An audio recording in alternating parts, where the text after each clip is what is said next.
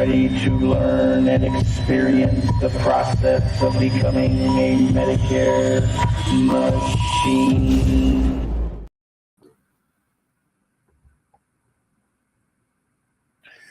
I was just going to put you there and make you be by yourself for a minute. Yeah. Let's do it. Get it. Right on. Good morning. Good morning. Good morning. Jalen is going to be jumping on with us here shortly. Jalen Sky, I believe he's in New York, and I'm pretty sure. I know he is. He's coming to the Launch Con coming up here. Nice. So I'm sure everybody's tired of hearing you and I just chat. So we'll get some fresh voices up in here. Oh, speak of the devil, there he is. Oh, he's looking fly today too. Looking so fly. I like it. How you guys doing, man? Good. How are you, Jalen? Good. Thanks for asking. Yeah. What are you up to? You're in the car already. You're on your way to appointments, or what's up? So today I sit at a PCP office down here in Albany County in Albany, New York. So every Monday and Wednesday, I partnered with one of the 5-star plans in our area, and they let me sit here. So I do this every Monday and Wednesday. Every Monday, Wednesday. How well does that work for you? Pretty good.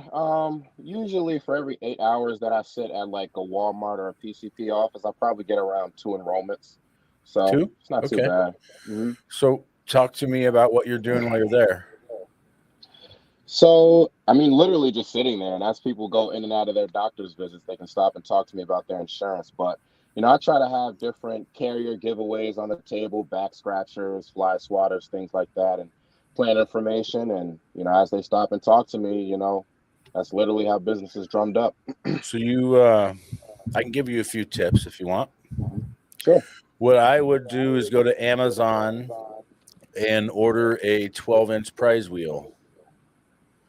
And they're like $12, $15, and then have some. I mean, it helps to give out carrier stuff with a prize, and people can't help but stop and spin the big prize wheel just in case they might win something, even if it's something stupid.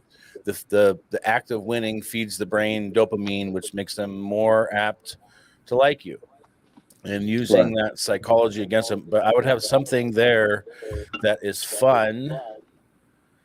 Maybe even bring in a little tiny tabletop cornhole or beer pong thing or something where they have some kind of game to play to spin the prize wheel. It'll cause them to have to stand by your table longer, and there won't be any awkward moments where you don't have anything to talk about, which is one of the things I ran into a bunch when I'd sit at a table like that. It'd be like, it's kind of like this. I felt like Harry and Dumb and Dumber was like, all right, well, big gulps, huh? All right, well, see you later. You know, and so it removes some of that, but that's good.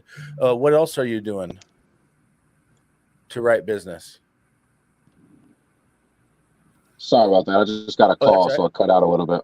No, you're good. So what other things are you doing to attract business to you?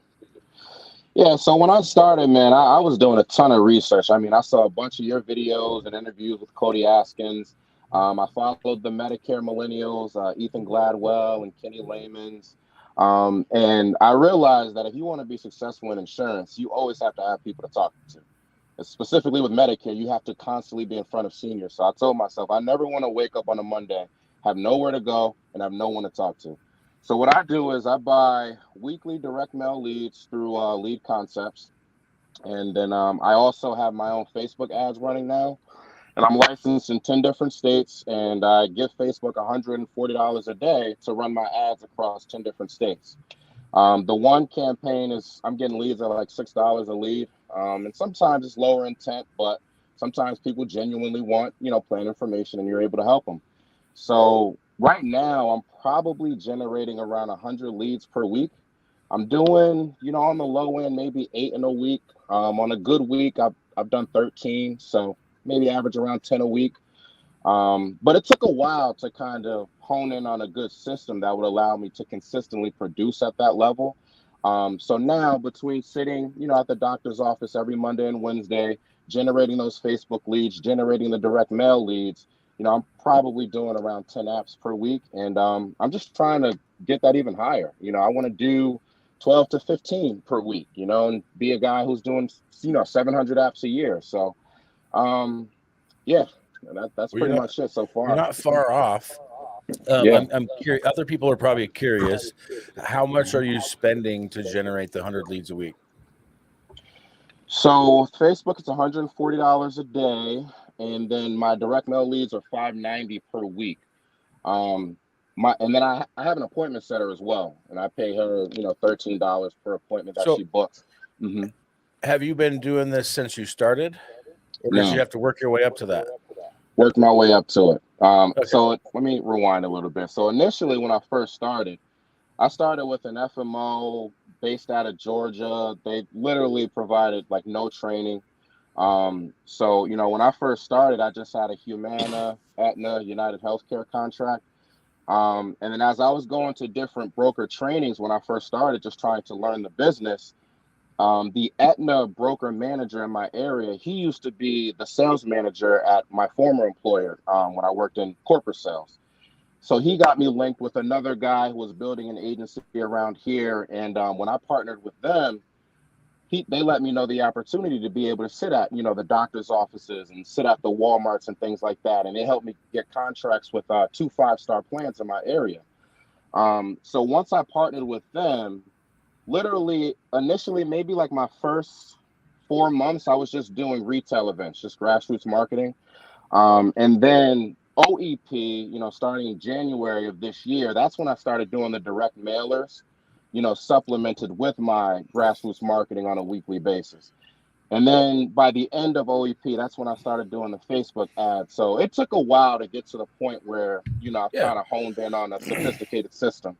But Yeah. that's what I wanted to get across to everybody, that you don't just wake up out of bed and start dropping enough money to generate 100 leads a week. You have to work your way to that. And it usually starts for all of us, including myself, including Tyler, including Jalen. I've just confirmed it all started with us putting in sweat equity first.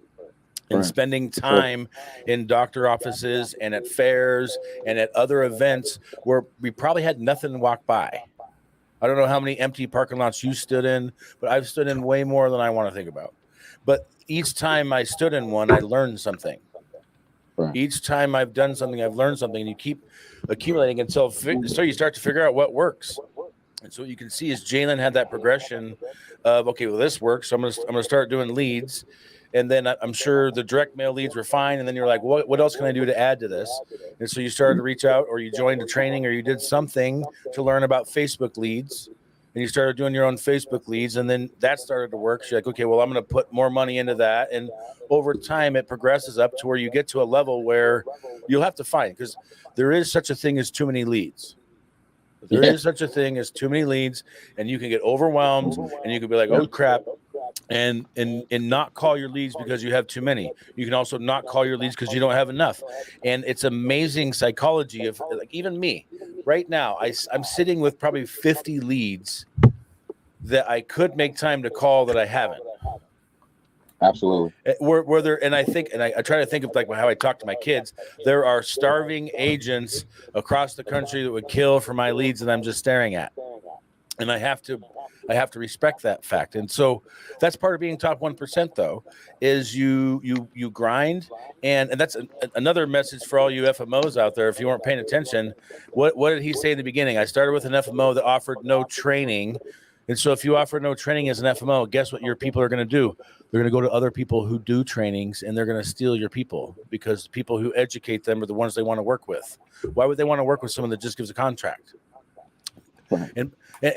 So there's more components to support than just the training. There's more support than the co-ops. There's more support than other things. There's also giving you innovative ideas and putting you in positions to win. But what I can tell about you already, Jalen, is you show up. So you have that skill about you. Showing up is a hard part for a lot of people. You're persistent. You're plugging into stuff. You put your money where your mouth is, literally and figuratively, and it's paying off. And I like to see that. I love to see that stuff. And we're probably a couple of hours from where Tyler is, I think.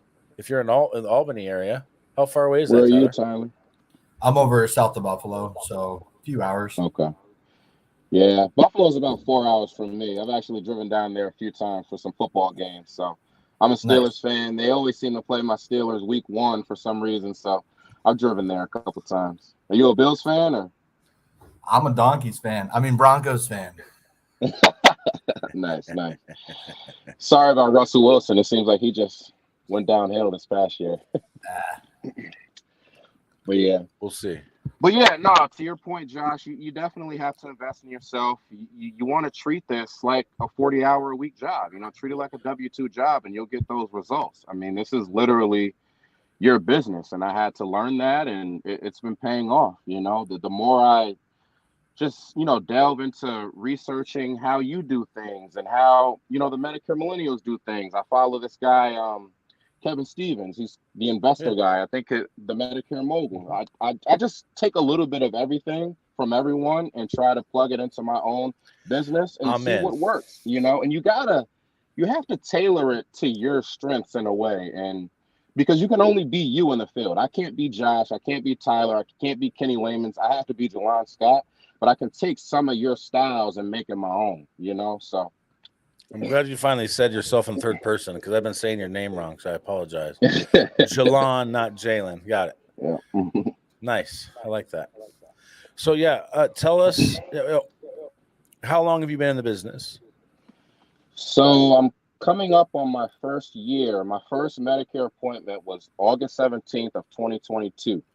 So first fiscal year is about to end on August 17th. Mm-hmm. And about how many clients do you think you've gotten so far? As of yesterday, I have 271. Hey, that's a killer first year. Killer first year. Especially without proper training and proper guidance and having to figure that stuff out yourself. You hear that, Holden? I know you're watching. I'm trying to trigger the red in a couple of my team. But you, it's very impressive. And how did you find the industry? So I had a baby on the way, and so for 5 years I worked in B2B sales for a company called WB Mason. So we sold office supplies, furniture, all that jazz. And then when COVID hit, they furloughed like 98% of their sales force. So I left when that happened. I'm still kind of for a couple of years from 2020 to 2022.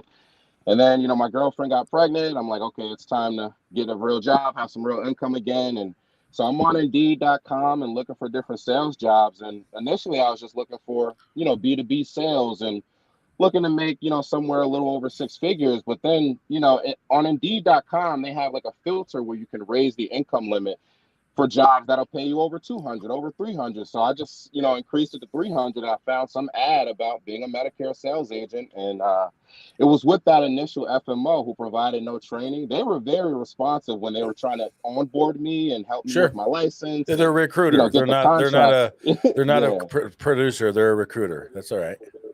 Right. And then once I got my contract, all the promises of, giving me a direct mail drop for every 3 enrollments that I would achieve, that it was all BS. So I kind of found the industry just out of, needing a job and wanting better for myself and realizing there's a little human that I have to take care of now. So it's time to, be the best version of myself, to be honest. Is it scary sometimes when you're buying leads or investing in things? Are you using money where you're like, I don't know if I can spend this money? Not anymore. Initially, It was scary, but I'm at the point where I realize it pays for itself. I looked at my numbers last month. So last month, I think between my direct mail spend, my Facebook ad spend, and paying my appointment setter, I might have spent around $6,000 last month.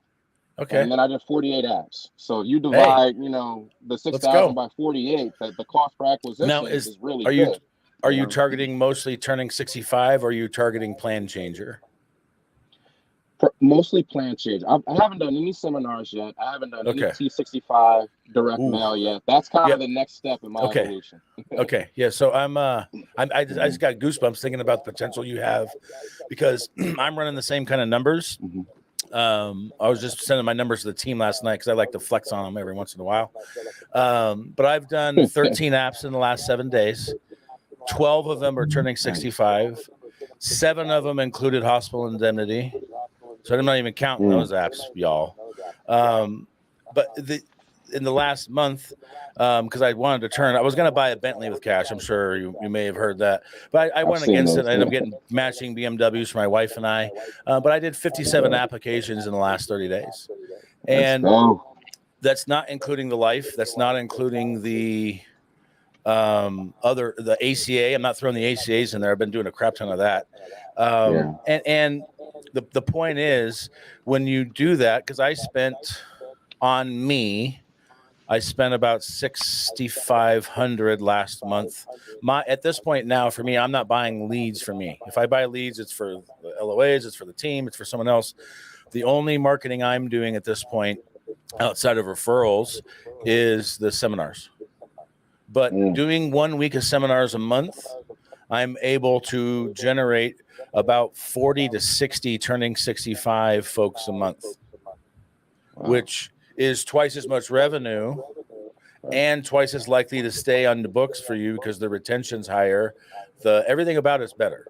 And so I encourage you, as soon as you can, almost immediately, I would immediately schedule some seminars and immediately pump some of the money you're pumping into those leads, redirect them over to T65. It'll take you 2 to 3 months to prime that pump, because a lot of the people will show up there 4, 5, 6, 7, 8 months out from their birthday. And so you got to wait a couple of months till they're in their window. But after you've done that cycle for a few months, you can then, like I said, then you'll be at this new position where you're getting twice as much revenue. And then you can, instead of $140 a day, now you can do $300 a day on your Facebook ads. Instead of one $500 drop a week, now you can do 2 $500 drops a week.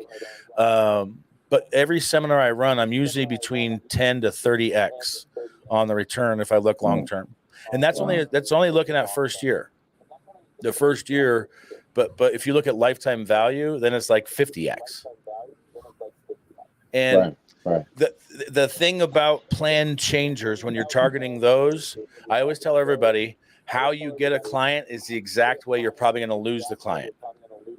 And so if you're working on people that you're changing from one plan to another, basically you're working with somebody that's already used to the divorce process, and they're willing to leave their partner right now, which is another thing too. Jalen, if you're not already, I encourage my clients to date around for the first couple of years. Try out as many companies as you like. Let's find the ones you do like. Let's find the ones you don't like. That way they're not wondering when somebody else calls and say, "Hey, have you looked at Human?" Yeah, I was on it last year and it sucked. And having that power where I've already had them date around, where now they already know which one they want. And so I think if you add those two components to what you're doing at the level that you're doing it, and then add a little bit more fun to the events that you're doing at the doctor's office, etc., like go crazy with it. I'm serious. Like, once, dress up as a character each week. But like take it to that new level where you're fun and attractive. And kids, the easiest way to get the grandparents, if you will, to engage is get kids to engage with you. And kids want to engage with games and fun and others. This is why I have the games involved. But then every adult is a big kid hidden inside that's just waiting to bust out if you throw a carnival game in front of them. And so if you do those few things, I think it'll increase the productivity you're having with what you're already doing. And going into AEP, coming to LaunchCon in a couple of weeks, I can't wait because you're the exact kind of person I'm looking for. How many did you do in your first AEP? 100? No, I did 80, and I kept around 60 of them on the books. Hey, that's marvelous. Mm-hmm. So what's your goal this year? Mm-hmm.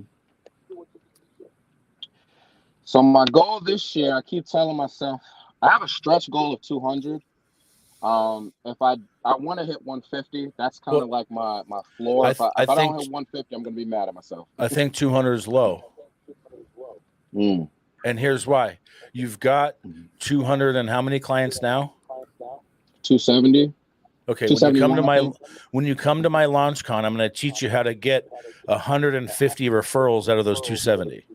So you've already got 150 apps coming at you, okay? Mm-hmm. And so now what's your new goal?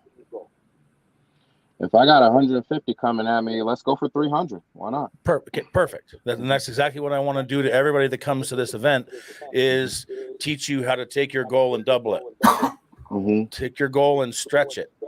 And but now we got to break down the numbers. So how many apps per day is 300? I'll make it simple. 54 days? Roughly, we'll just say there's 50 days because you're gonna take 2 or 3 days off. So even though you won't. Five a day, maybe. Yeah. 300. It's 6. Okay.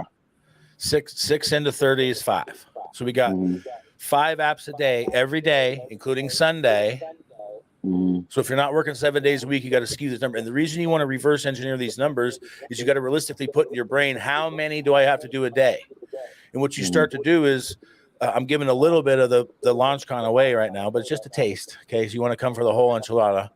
But in essence, what you're going to do is you're going to start to fill your days in AEP with referrals, where you have these guaranteed apps already set in your schedule. And if you do it correctly, the way I'll teach you, by the time you hit October 15th, your schedule is going to be full to at least November, if not farther. And now your job is keep the schedule full versus fill the schedule. And the events that you're going to do are the cornerstone of your plans. But in essence, with a few adjustments, I think you can easily do 300. And then that 300 will give you momentum to start doing seminars if you want, etc. Although I would recommend start doing seminars now, because what I really like about doing the seminars is you can do the same exact educational presentation in AEP, but invite everybody. Because one thing I've learned is people that are 70, 80, 90 years old, they have never been given a proper education either. And the second that you put them through and they start to, like, because they've been on Medicare for a while and stuff that you'll start explaining to them starts to make sense and starts clicking, you'll probably get a bunch of clients that way too. But the reason I love doing seminars is it gives me an opportunity to turn leads into referrals, because they get an hour and a half of listening to me and my charisma and all that. And the other thing is now I'm talking to 30 people at once. In my 1 hour appointment, I'm now talking to 30 people at once. Now, what I'd also recommend, if you haven't already, reach out to your carrier reps and try to find out if any of them are willing to sponsor, advertise, and market sales meetings for you. Because the sales meeting offers an opportunity at the end of it during AEP where you can like do an apathon and go down to Best Buy and buy 10 the cheapest iPads you can get or whatever, any kind of tablet. And then you have these enrollment tablets that you just hand out to everybody with your link already ready to go. You put in your meds, you can really concert massive numbers at the same time by taking advantage of what the opportunity that a meeting offers you. Add in the referrals, add in the stuff that you're already doing. If you're going to do a lead drop, I would talk to Lead Concepts now, because if you wait until we get closer to AEP, that's going to be saturated and your return rate will go down to less than 0.25% because there's too much saturation. So what you want to do is do the drop now and say, have you scheduled your review for next year? You got to be careful because you can't market next year. All you can do is market opportunities to review for next year. So you're basically just marketing setting an appointment, if you will. And so to do that, you want to make sure, are you using a landing page in conjunction with your direct mail? No. That's the next level. Okay. Who are you using for your CRM? I have Agent CRM. Okay. They should have, I haven't used theirs, but do they have landing pages and automations and all that? They do have automations. That I'm not sure of. It's through Luis Moreno and Sean. I don't know if you know them. I've seen commercials and stuff for it. I haven't seen a live demo. I'm assuming it's probably off a Go High Level platform. So you should have access to landing pages and funnels. And what you want to do is create a funnel page that you have a QR code on your direct mail piece with Lead Concepts. That way, if somebody doesn't want to call you, doesn't want to send the card back, but they would scan a code because they wouldn't mind looking at something online real quick, you can add another 0.5% or so by having an alternate option for the people that don't want to fill out the card and don't want to call, but they will go to a website. And so you just got to add that. I would add that third layer, especially because we have about 1.5 years left. Well, not even that. Yeah. a little less than a year and a half left of baby boomers. Once we hit 1960 and beyond, now we're into Gen X. And the farther we get into Gen X, the more tech savvy they're going to be. And the more important it is to have text and other things in play. So that's one thing I would do is coordinate with whoever you're working with at Lead Concepts and tell them you want to integrate a landing page and a QR code. And that should help increase the productivity of the lead drops you're already doing and you get a little bit higher return. Cool. Let me ask you this. With the new 48-hour scope rule, so with Lead Concepts, we actually just switched. We were doing like a DSNP mailer for months, and then it got to the point where we were mailing Getting no leads. Yeah, we were mailing the same 12 counties, so we saw the percentages start to go from 1.2 to 1 to 0.8 to 0.5. So now we're doing final expense mailers. And it's, it says, if you want to know about the funeral and burial insurance program statewide, you get a free Walmart gift card. And I did one about a month ago, and it's already at like 2.5% return. So it's doing a lot better. Do you know how I can, again, I'm still new. I'm in my first year, still learning. Do you this can? Uh-oh. You must have got a phone call or something.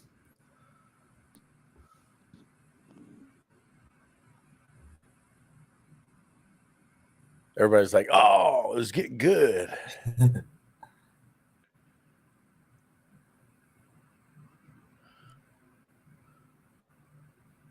Oh, this is good for viewership. The suspense is killing everybody.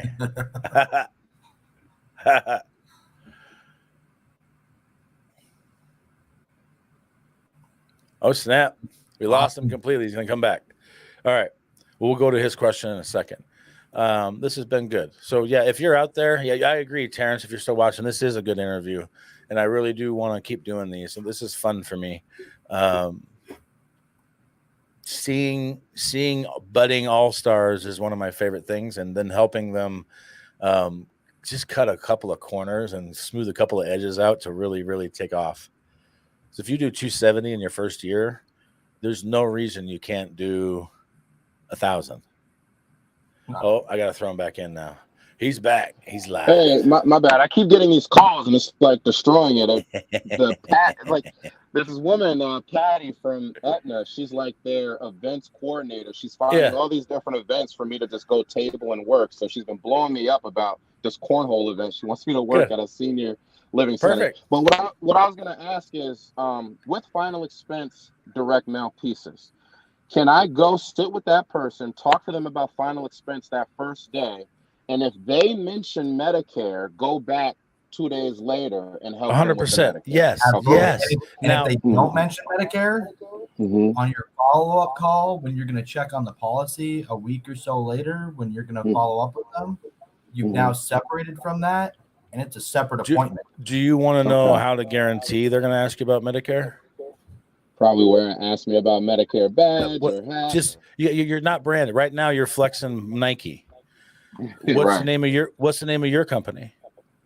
Harmony Insurance Agency Incorporated. Okay, so why are we not flexing Harmony Insurance Agency stuff? That's the next step, brother. That's the next step. So I'm going to send you my link, my referral link for the company I use. It's called Queensboro, out of Queensboro, either North or South Carolina. I don't know. I always forget which Carolina. It's in the Carolinas. I've been using them for about 20 years. Top quality stuff. They have OGIO. They have Nike. If you want to rep Nike, do Nike, but do it with your stuff on it. And you want to wear a button that says, ask me about Medicare at all times, especially when you're door knocking. Because here's what I'll tell you. I'm a really, really good Medicare salesperson. And I've bought final expense leads too. And I door knock them because I'm like, oh crap, I don't have any rules. I can actually door knock them. Right. What I ended up doing every single time, you know what I'm really bad at? I'm really bad at selling final expense. You know what I'm really good at? Wearing what I wear, and then people go, well, screw burial. What can you do about? Come on in. Can you talk to me about Medicare? And they will open that door if you're wearing what you want to do as far as you want to wear the billboard that you want people to read. Right. I'll give you a pro tip. When you set up your account with Queensboro, order twice or 3 times as much of stuff that you think that you want, because when you first set up your account and do it, it's going to be the best deal that you're going to get from They're going to give you the badass deal of the day for sure. So stock up, and shirts aren't that expensive. I just bought 20 shirts, 4 hats, and some leggings. My wife thinks that we need branded leggings for whatever reason. But I spent about $500 for all that. It'd be no different than here, Terrence. I'll post my my link in there.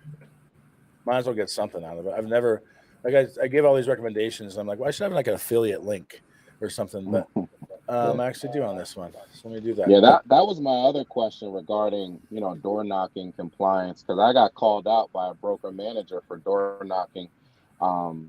Because sometimes even with the direct mail leads, people will put their name, but sometimes they won't put their phone number, or, they'll put their phone number, but it's illegible. So if that's a Medicare mailer, technically we can't door knock it, right? Unless you're door knocking for Med Sup, but yeah. So no, door knock on Med Sup. Mm-hmm. Don't let the rules stop you. Be like water and find where the hole is. Mm-hmm. Find the hole. Yeah. And yes, is it technically non-compliant to just door knock and talk about Medicare Advantage? Yes, but it's not non-compliant to talk about the basics of Medicare. It's not non-compliant to talk about Med Sup. Let's just stay on the surface. Let them open the door to you on what the conversation's about. But I mean, I would. I'm not afraid to door knock. If somebody asks for my help, I'm going to door knock if I have to. I love door knocking. It's like 10 times more rewarding when you close a deal from a door knock, as opposed to having you have a different level of confidence than the average person. That helps, and the charisma to go with it. But yes, I think you should do all of the above. A great way to pivot is to do final expense mailers. The only thing I don't like about the $10 gift card is then you have people just fishing for a gift card. Dude, I do $5. You do $5, whatever it is. It's just it's a way into the house. You know what I mean? Yeah. You can talk about whatever else. Yeah. 100%. Well, and then for us in New York, a lot of people don't realize that anything that we do for life insurance has got to be in person, right? Yeah. So we don't have e-apps. We get crapped on with that. Every single thing that we do that's a life insurance policy, we have to do that. So they can't yell at you for door knocking for that, right? That's a state regulation. We got to go to their house to meet with them or send them something in the mail, right? We send them something in the mail. They want it. We're going to the house. I mean, that's how the state set it up for us. So that's a perfect way for you in New York. Hey, Tyler, do you have any, life insurance because I only have 2. I've got Gerber and I've got William Penn. Do you have any, suggestions for different life insurance carriers, specifically for final expense? It's hard in New York. We're really limited up there, and I've tried to pick the brains of a couple of different people for that. But I will look into it a little bit more. I'll talk to Pete Fournier today and find out what he says about that. Please do, because I need something. Because the Gerber, it's a guaranteed issue policy where if they pass away within the first 2 years, they'll get their premium back, but they won't get the full death benefit.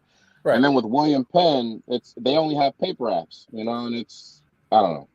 We can figure out some more action for you for sure. So let's go into it. So you're into it almost a year now. You're getting ready for your second AEP.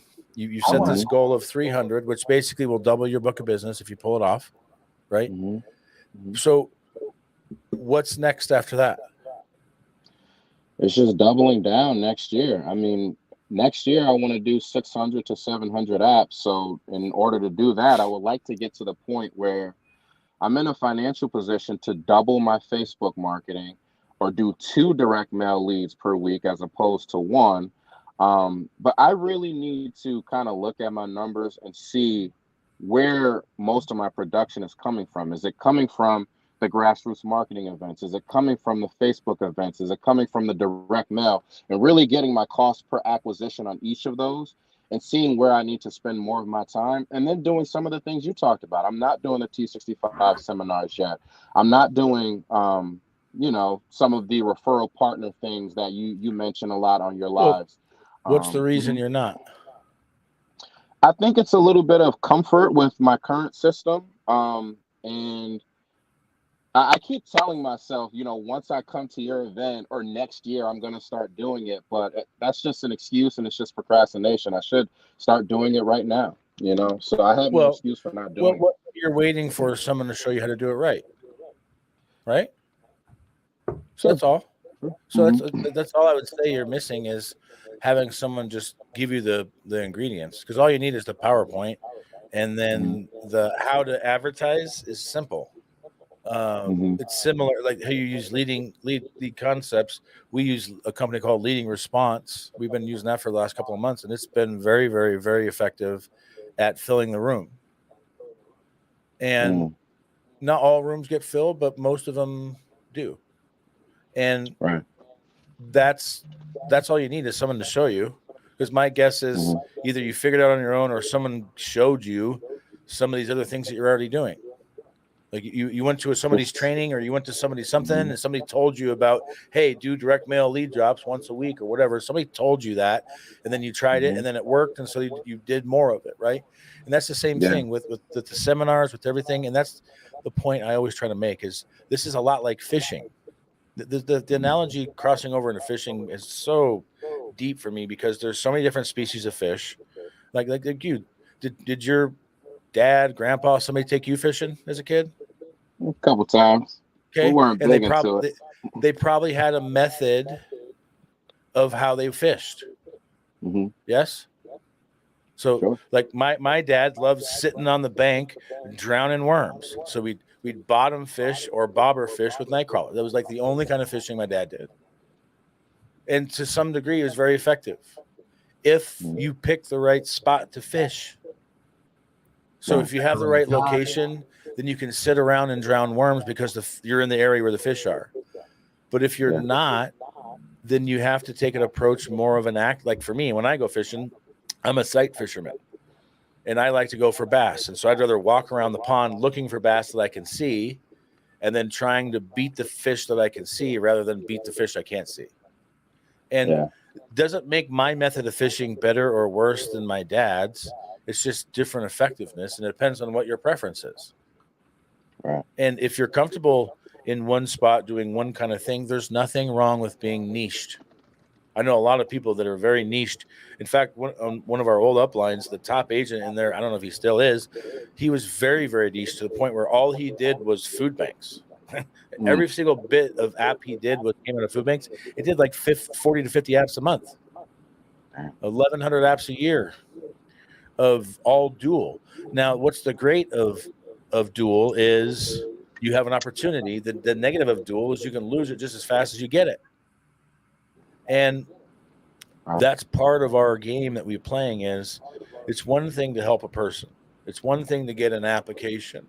It's another one to convert that into a long-term relationship that is bulletproof, that will not leave you.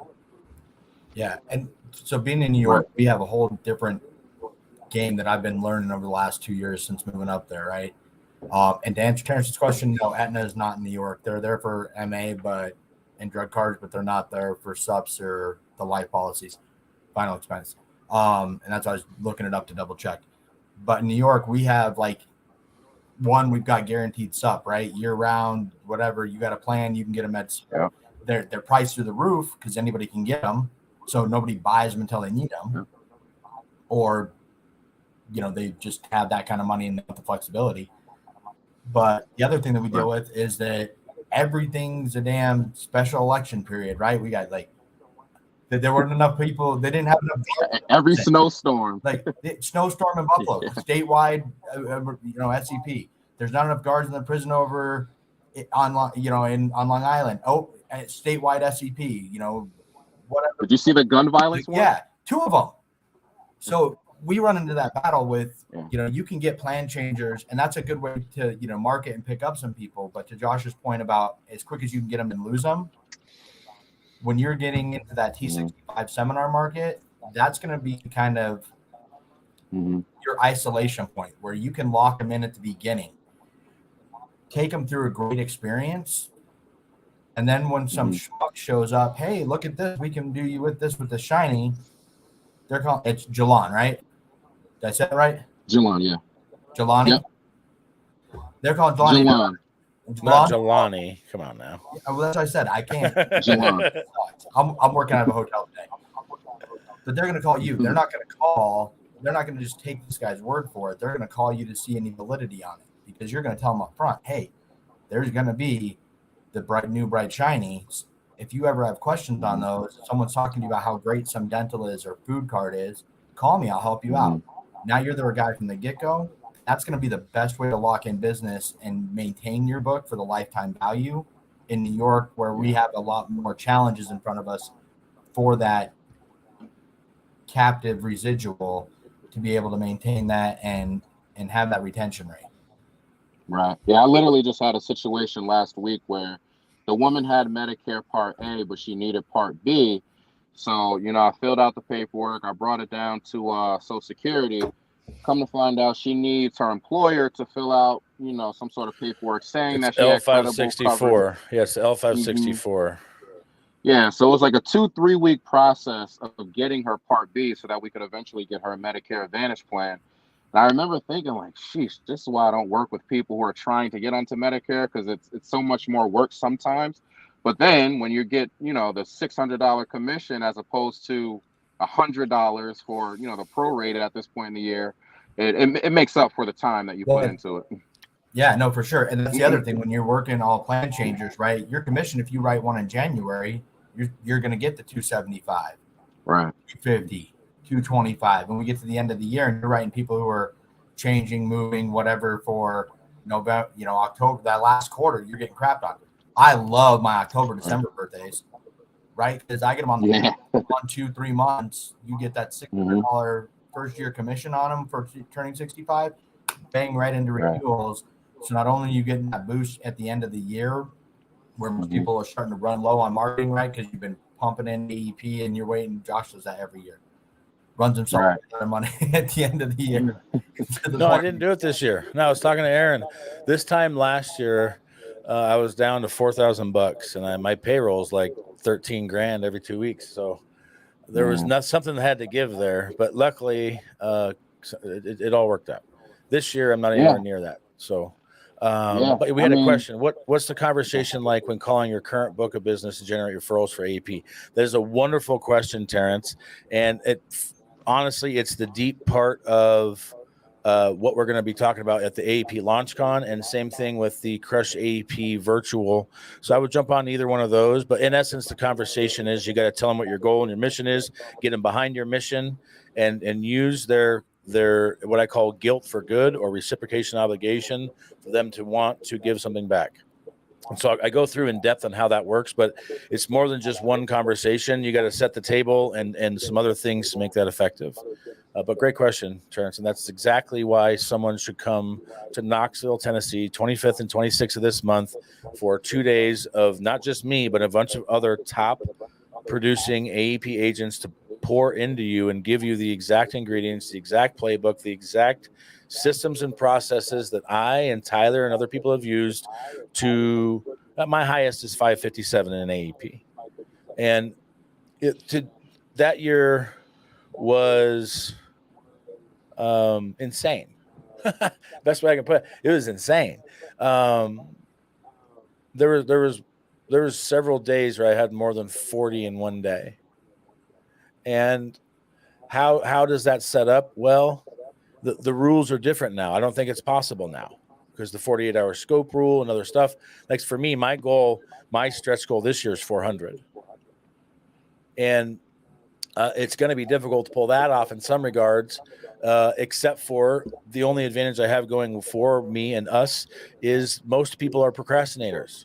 And so they have that loophole in the 48-hour scope rule that if you're within a certain period of time for the procrastinators jumping out of the woodworks, then you can avoid that part of it. So the last few days will be it. And so for those of you who haven't done a bunch of AEPs or don't understand the flow of it, if you do it correctly, about a third of your apps should come between October 15th and November 1st. And then a third of your apps will come from the day after Thanksgiving to the 7th. So 2/3 of your apps come in a 3-week period. And then the rest of it comes in November. I flipped that around last year because I was trying to prove a point. I was trying to prove a point that I could take 10 days off in AEP and still kick everyone's butt.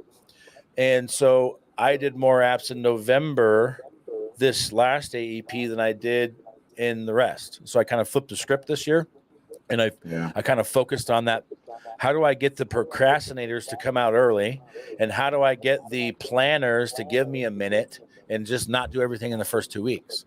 And so it was this delicate balance of figuring that out. But here's what I'll tell everybody out there: whatever your number is fine. Just you got to create a reverse engineer a plan to put it into play. Because the year I hit 557, I was going for 700. Okay, so that's why you got to have a goal that's higher than what you think, what everybody else can think. Because when I put that goal out there, what do you think I got back? Bullshit. He's a cheater. There's no way. It's not possible. Blah, blah, blah, blah, blah, blah, blah, blah. Right. And that's the negative ass mindset that most people use to keep themselves and others down.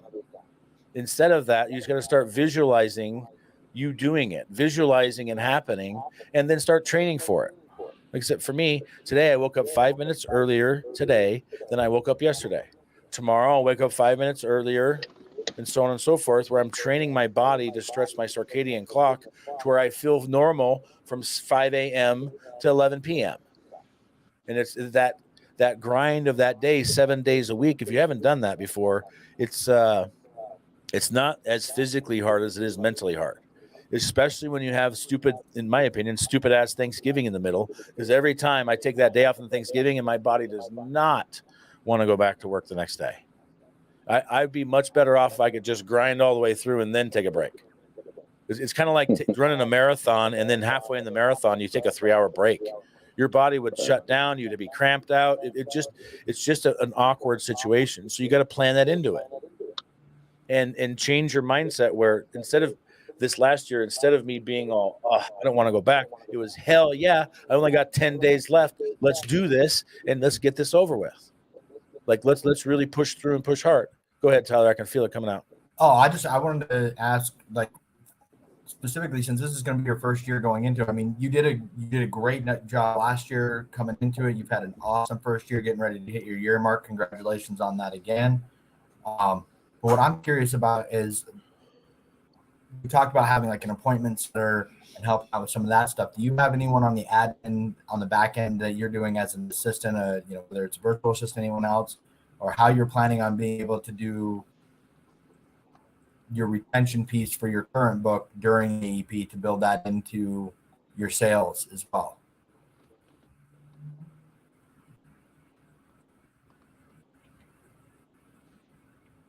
Can you guys hear me? It's a little choppy. Yeah, I got you now.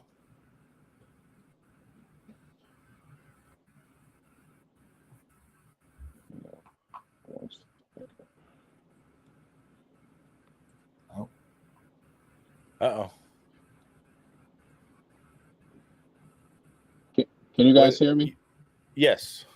A little bit. Can you hear me? There we go. All right.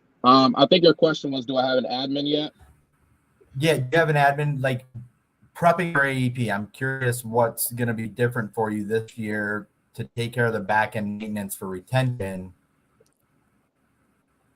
In addition to, what your plans are, like we went over for, sales goals, what your back end retention pieces, make sure you're doing the service work. Like what are you planning on doing there? Gotcha. I don't know if you guys can hear me because I can hardly hear you. I think part of your question is admin. What's my plans for retention, and what I plan on doing differently for this AEP? Yes, sir. That was the gist of it. Okay. So in terms of admin, I haven't gotten to the point where I feel like, my book of business is too overwhelming to the point where I need an admin yet. So I haven't looked into that. In terms of retention, all the automations through my CRM, I'm hitting up my book monthly, just checking on them, seeing if they're using their OTC benefits, seeing if, everything's working with the new plan that I put them in, making sure they understand, how their healthy food card works, if they're, DSNP members, things like that. I send out, happy birthday text messages to all of them through my CRM. And then my FMO, they now do book of business mailers, where whenever I want, they'll send out, a picture of me and my daughter and, says, hey, I'm here for you if you need any assistance and things like that. So that's been nice. But this is really going to be the challenge. Yes, I'm at 271 for whatever client so far. And at this pace, I think I'll be at around 350 to 370 going into AEP. So this is really going to be challenging to see if I can keep them through, this second AEP. So my goal is to keep, 80% of them on the books and then do 300 this AEP now. And then next year, just double and triple down and do some of the new things that, Josh and I spoke about earlier. But to answer your question, I haven't felt the need to get an admin yet. And then this AEP, it's just going to be increased marketing in my Facebook ads, starting those seminars, trying to build some referral partners and just growing, from that standpoint. And I only ask because a lot of people focus, what are my AEP sales? What are my AEP sales? Well, Josh, even with his amazing numbers, like say he goes and does 400 apps, if he doesn't do the maintenance and his, what are you at now? 2,200, bro, for your book of business? Something like that. Yeah. If he loses 500 clients because he doesn't do any maintenance, but he writes 400 apps, his net return on that whole process was actually negative. And so I think you're still early enough where you shouldn't have to worry about being too overwhelmed to where you can't provide the service work. But a lot of people forget about that going to AEP. They plan sales, but they don't strategize for the retention piece. That's where some of the stuff, like why I'm in a hotel right now. I flew out to Denver. I'm doing my client appreciation lunches this week. So I'm getting ready to go do that and prep work for it. So I was just curious if you had any plans for doing into the building. Why do you keep pissing him off, Tyler? I don't know. I guess he just doesn't like me. He's going to beat me up when I get back to New York. Because you called him Jelani. But it was cutting out. That's what I thought he said. What? I'm sorry, man. My No, Verizon has failed me this past 10 minutes. Verizon is just shit in the bed. Yeah, no. I blame Tyler, so it's all good. Go ahead and ask him again, Tyler. So no, I was just saying with the retention piece, there comes a point, right, where even like with Josh, if he does 400 apps, he loses 500 out of his book. The net profitability there is negative, and I don't think enough people look at the retention piece, doing the steps like the appreciation lunches and seminars to do that and putting it in. So one of the biggest things that I failed miserably with was not hiring an assistant early enough. Yeah. To be able to take care of some of that, even if you just get a VA to do it for you, to take day blocks, maybe it's Tuesday mornings, Thursday evenings, whatever, to schedule in 10-minute phone call reviews with your clients to make sure that you're touching base with them. Like you do that mailer you were talking about, hey, it's AEP. Don't forget to give me a call to set up a time to review with you so that we can make sure you still have the optimal plan for next year. And get that out so that they're calling in and having that touch point. And if the VA isn't busy enough taking care of that stuff, you can always have them do that as your appointment setter or something. You could have them work on that as well to work in that schedule to where you have some at least set blocks of time to schedule that out or even outbound calls for it. If you want to get to 600 plus a year, you're going to need back end support. That's the only way. When I really started to get really good numbers was when I hired an assistant. When I opened an office and I hired an assistant. And so, he says he can't hear anything you're saying. So, can you hear us now, Jalen? Jalan. I'm gonna I can hear you, but Jalan. When he talks, it gets very choppy. Okay. I'm going to blame his hotel internet. I can hear you, Josh, but when Tyler speaks, it's real choppy. So yeah, his point was, and I would second that. Once you hit about 300 clients, you should either add a virtual assistant or you should do something along those lines. Because number one, it'll make it to where you don't lose on the back end on retention because you'll have an extra person to do all the stuff that you don't have time to do, the check-ins, all of that. Yeah. I would say after this AEP would be when I would recommend you start to find yourself an office location. Doesn't have to be anything crazy, but or having a virtual assistant to start with. Looks like his Verizon's still failing him, but that's all right. So, yeah, I'm really excited. I'm glad Jalan was able to join us today. It was wonderful, guys. I love having people like this on to show everybody out there that it's not just an anomaly, that being massively successful is possible if you put in the right work with the right mindset and you do it with persistency and consistency. So, yeah, Jalan, thank you for joining us. I know you're dealing with choppy, crappy internet, but I'd love to have you on again. Maybe right before AEP and then right after AEP if you're up for it. I don't know if you heard that or not. Can you still hear me? No. Okay. Well, I would love to have It's you very, on very again. choppy, man. Yeah. Okay. Well, then have a great day at your doctor's office, and we'll have you on again soon. But thank you again for joining us. All right. Take care. Yeah. See you guys.